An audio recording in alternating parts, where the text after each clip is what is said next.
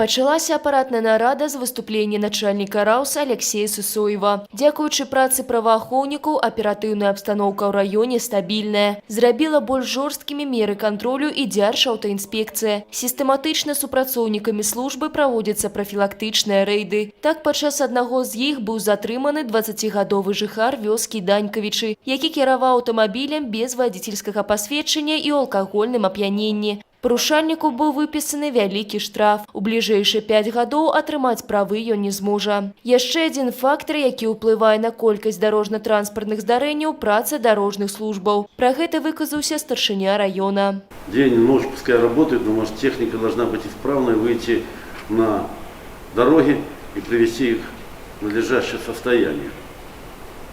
Люди не должны страдать. От того, как дорожники сработают, так сохраним жизни людей на дороге.